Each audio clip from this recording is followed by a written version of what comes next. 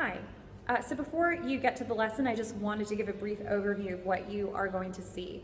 I filmed a grade 11 class, and they are in their first year of the International Baccalaureate curriculum. So in the IB, students have to look at a variety of texts and connect it to purpose and/or audience. At the end of their course, their EOC is an analytical commentary over any text that the IB wants to give them. So it could be an opinion article, it could be a poem, it could be an advertisement. So students have been exposed to a variety of texts since the beginning of the year, both formal, informal, literary, non-literary. And so what they're looking at in this lesson is a comic strip, and this comic strip basically allows them to discuss things like the cultural context of the text itself. And this connects very clearly with, in the English 2 TEKS, the reading and media literacy components of the TEKS. So I did want to show you a lesson that had some clear overlap between what I've been doing with the IB and what goes on in a Texas classroom. So I have at the very end of this lesson just giving you guys just kind of the actual TEKS. I've listed them out, the ones that would apply to the English 2 classroom. So the students in this class also have 2 resources that are non-electronic.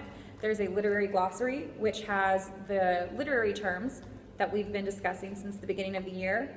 So you'll see them look at that. You'll see them refer to those. And they also have an A4 notebook, which has their full writing samples of any of the analysis or commentary that we have done before. So they'll keep track of the things that we've done in class in their A4 notebooks. In addition to that, they also do have their iPads, because we are an iPad school, which also has a plethora of resources that they look at. So at the end of the lesson, I will also just once again do an overview of the specific TEKS if you are interested in seeing how this lesson could apply to something that's done at your school at Yes Prep. So I hope you enjoy it. Thank you. Okay. All right, guys, so for the last few months, we've been working on getting ready for the IOC, which is coming up at the end of this month. So you have 2 more weeks to get ready for it. Based on what I've already seen or heard, everyone seems pretty prepared. So we're going to now use the skills that we've been working on for the last 2 months to now go back to one of our overarching end of course assessments, which is the paper one. So the skill that unites both of these things is the analysis of language devices. So what you guys are been focusing on is talking about how you can look at literary devices within literary text, such as stories, plays, poems, all of that fun stuff. So now we're going to switch back and go and talk about paper 1 type texts, which are usually more multimodal texts. They'll combine visuals and written text as well, and they're usually a little bit more informal. So, last class I gave you guys the terminology for discussing comics, whether it's a political commentary or a day-to-day syndicated comic. And we're going to be looking at a text that connects back to a lot of different objectives and topics that we discussed at the beginning of the year, particularly language and its effect on gender roles, gender norms, all those things that we talked about with commercials and advertisements. We're going to look at a different kind of text today. So I gave you guys different terms last time, so you're going to need your literary glossaries and your paper 1 notebooks when you do today's activity. So if you go ahead and look at your paper 1 notebooks and open up to the comic strip for today, our text for today. So you have it either in your iPads, or you can go ahead and just open it up in your notebooks.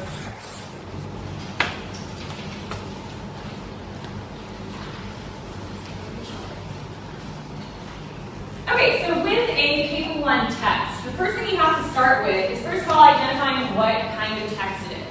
We've looked at articles, we've looked at opinion articles, we've looked at commercials, we've looked at visuals just individually. Anything at all can be considered a text. So we look at our IOC text. First, look at the text that we've done with the IOCs. What were the texts that we've been focusing on with our individual oral commentaries? We have poems, that's a kind of text. What else do we have? Mandy, besides poems? Short stories. Mateo, what do we have? Besides poems and short stories, what other texts have we been looking at for the IOC? Stuff play. So a text is anything at all that has a theme or a message and an intended audience. So if you're looking at something very academic, like a poem, like a play, like a short story, it's the same skills that you would need for a more informal text, like a comic strip. strip, panel by panel. And as we read through, what you want to think about is, what was the purpose of this text? Why does it exist? So why did the creator of this comic strip sit down and put pen to paper and create this text? Yes, maybe for money and all of the fame and accolades, but really, why does this text exist? What is its purpose? So is everyone ready to read through our first paper one text of the month? All right, here we go. So we have our text right here that we have to go ahead and make sure that we can read through and understand and analyze for purpose and audience. So, Spencer, will you help me get through this text? Sure. All right, so we have two icons. We have a woman with black hair and we have a woman with curly hair. So Spencer, I'm going to have you read the woman with curly hair speech dialogue from her speech bubbles, and I will read the woman with the black hair. So as we're looking through this, you want to be sure that you can understand the text, the purpose, so why it exists, and its audience, who is it for. Okay. You ready? Yeah. Okay, Spencer, whenever you're ready, go for it. Please start off our first paper one text. Is it a boy or a girl? We're not saying yet. This is our baby's one chance to get to meet people totally free from sex stereotyping. I'll bet it's a boy. Look at that strong fist and the mischievous sparkle. Oh yes, definitely a boy.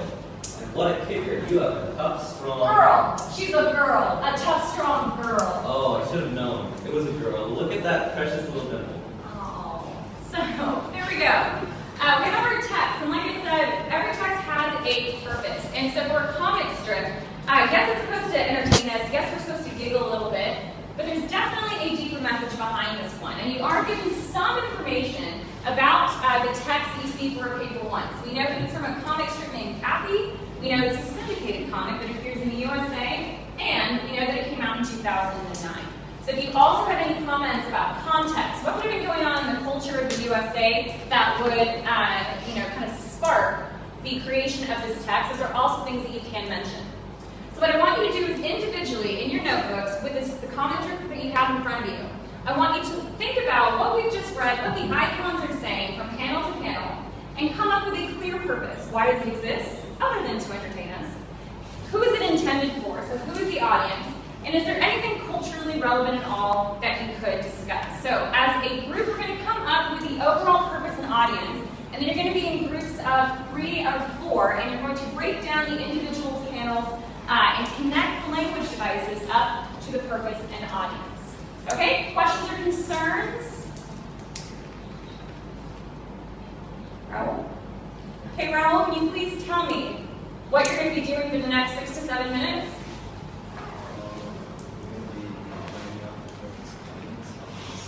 Absolutely, good. So you heard what Raul said, guys. For the next 6 to 7 minutes, look through and find one overarching purpose for the text and the intended audience. Good. Okay, so guys, after 6 to 7 minutes, you've all chatted about this with the people next to you and individually came up with your own ideas. Hopefully there's some crossover between those two things. So, Kyle, why does this text exist? What is the purpose of this comic strip, other than to make us laugh and to make us giggle? Why does it exist? To stop gender stereotyping, bring realization to the viewers to stop gender stereotyping. Okay, to raise awareness of gender stereotyping. So that can be one of our purposes, to raise awareness of the way that our language creates gender stereotyping.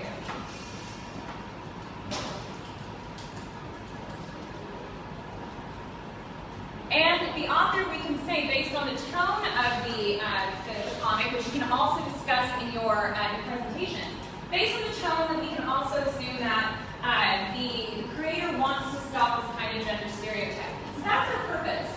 Who is this text supposed to be for? Rita? Okay, so the readers of the newspaper, absolutely. So whoever picks up the newspaper where this comic would appear. Anyone else? Are there some other possible audiences for this comic? Who else is this trying to appeal to? Spencer? Parents. Parents, absolutely. People with children and people as well that might be around children quite a bit. So the audience can be the readers of the comic itself, of the newspaper, and we can say more in general would be parents or would be parents.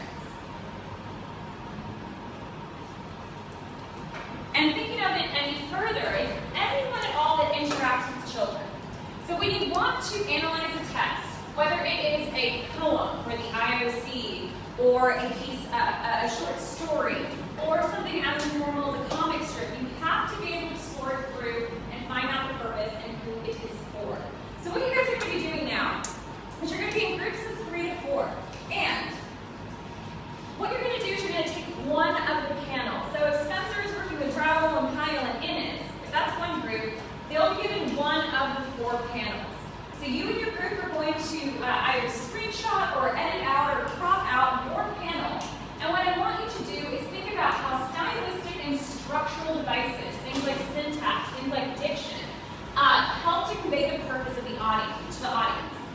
Additionally, you want to think about the icons. You want to think about the visuals. So, what and who do the icons symbolize? And what non-verbal language is significant? So how are the visuals working with the written text to convey this purpose? Because it's a multimodal text that combines the 2 of them.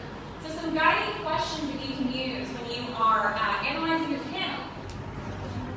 Alright, so what I'm expecting with your groups is I want you guys to come up and present your one panel with the annotations done. This is just kind of a blank template of what I'm expecting. You'll have the different stylistic devices, whether it's syntax or diction. You'll have your different visual devices as well. And what you're going to do is just be sure you make your connections back up to purpose and or audience. So how are you graded? Based on where you've been graded since the beginning of the year with paper 1. 5 points for overall understanding of the text. 5 points for your understanding of visual written language. Your organization of the presentation, so who's speaking, what are they saying, who's talking next. And the delivery and register in which you guys actually speak to the class. Keep it academic. It can be slightly informal since it's not graded like an IOC, but you do want to be sure that you are conveying your messages as academically as possible. Okay, so you're going to be in groups of 3 to 4, and then you'll be continuing on and presenting next class.